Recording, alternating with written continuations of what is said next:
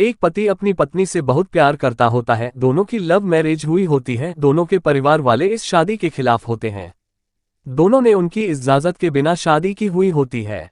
वक्त गुजरता जाता है और वक्त के साथ दोनों के झगड़े भी शुरू हो जाते हैं। पति अपने काम की वजह से उसको वक्त नहीं दे पाता।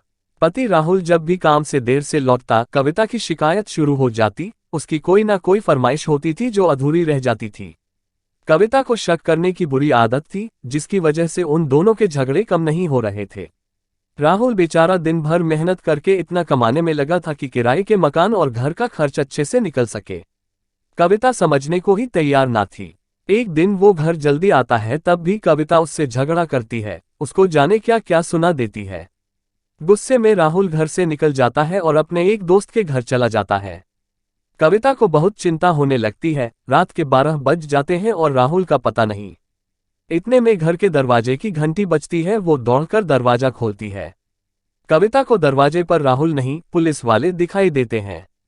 उनके हाथ में राहुल का कोट होता है और वो बताते हैं कि राहुल का एक्सीडेंट हो गया है, आपको हमारे साथ शिनाख्त के लिए चलना होगा। कविता का रोना पीटना चालू हो जाता है। वो अपने आप को दोष देने लगती है। अपनी गलतियां उसको नजर आने लगती है। मन ही मन वो अपनी हर भूल की माफी मांगती है।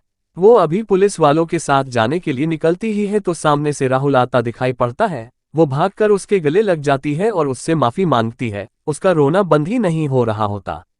जब पुलिस राहुल से कोट के बारे में पूछती है तो वो बताता है कि एक चोर उसका कोट लेकर भाग गया था, शायद उसका एक्सीडेंट हो गया होगा।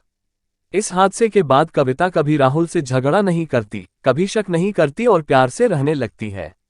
शक वो बीमारी है जिसका कोई इलाज नहीं हो सके तो दूर रहो इस बीमारी से।